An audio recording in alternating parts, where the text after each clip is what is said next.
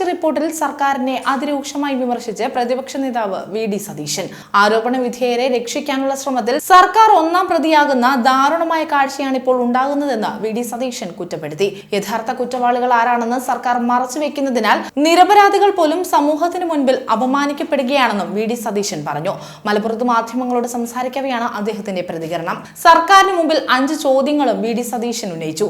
തന്റെ ചോദ്യങ്ങൾക്ക് കൃത്യമായ മറുപടി നൽകാൻ മുഖ്യമന്ത്രി തയ്യാറാകണമെന്നും അദ്ദേഹം ആവശ്യപ്പെട്ടു. കുറ്റകൃത്യങ്ങളുടെ പരമ്പര നടന്നെന്ന് വ്യക്തമാക്കുന്ന ഹേമ കമ്മിറ്റി റിപ്പോർട്ടിൽ എന്തുകൊണ്ടാണ് സർക്കാർ അന്വേഷണം നടത്താത്തത്?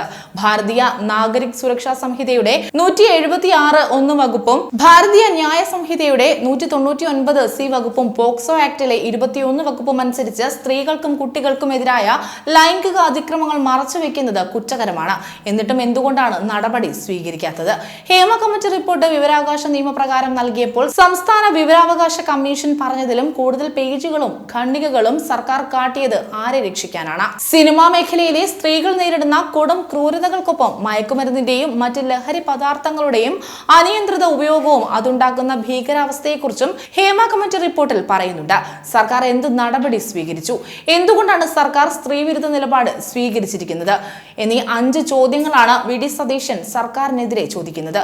ഈ 5 ചോദ്യങ്ങൾക്കും കൃത്യമായ ഉത്തരവും തീരുമാനവും ഉണ്ടായാൽ ഈ പ്രശ്നങ്ങൾക്ക് ശാശ്വത പരിഹാരമുണ്ടാകുമെന്നും തൊഴിലിടം എന്ന നിലയിൽ എല്ലാവരെയും സംരക്ഷിക്കുന്ന തീരുമാനങ്ങൾ എടുക്കണമെന്നും പ്രതിപക്ഷ നേതാവ് പറഞ്ഞു.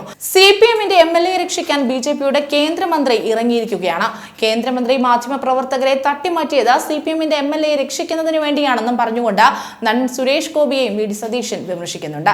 അതേസമയം ഹേമ കമ്മിറ്റി റിപ്പോർട്ടിൽ തുടർ നടപടികൾ വേണമെന്ന് നേരത്തെ കെ. സുധാകരനും ആവശ്യപ്പെട്ടിരുന്നു. പ്രായപൂർത്തിയാകാത്ത പെൺകുട്ടികൾ അടക്കം നേരിടുന്ന വലിയ അവഗണനകളുടെയും പീഡനങ്ങളുടെയും അത്യന്തം ഗുരുതരമായ വെളിപ്പെടുത്തലുകൾ അടങ്ങിയ റിപ്പോർട്ട് ഇത്രയും കാലം മൂടിവെച്ചത് ഒരു രീതിയിലും നീതീകരിക്കാനാവുന്നതല്ല എന്ന് മൂന്നാംകിട ഗുണ്ടായിസം മാത്രം അറിയാവുന്ന ഒരു മുഖ്യമന്ത്രി നയിക്കുന്ന ഭരണ സംവിധാനത്തിൽ ഇത്രയും മികച്ച രീതിയിൽ തയ്യാറാക്കിയ റിപ്പോർട്ട് താങ്കൾക്ക് സമർപ്പിക്കേണ്ടി വന്നതിൽ ഞങ്ങൾക്ക് വിഷമമുണ്ടെന്നും സർക്കാർ എത്ര തന്നെ സംരക്ഷിച്ച് പിടിക്കാൻ ശ്രമിച്ചാലും 2026 അധികാരത്തിൽ വരുന്ന കോൺഗ്രസ് സർക്കാർ കുറ്റക്കാർക്കെതിരെ കർശന നടപടികൾ സ്വീകരിക്കുമെന്ന് ജനങ്ങൾക്ക് ഞങ്ങൾ വാക്ക് നൽകുന്നുവെന്നായിരുന്നു സുധാകരന്റെ പ്രതികരണം. അതേസമയം ഹേമ കമ്മിറ്റി റിപ്പോർട്ട് വന്നതിന് പിന്നാലെ നടന്മാർക്കെതിരെ ഗുരുതരമായ ആരോപണങ്ങളാണ് ഉയർന്നു വരുന്നത്.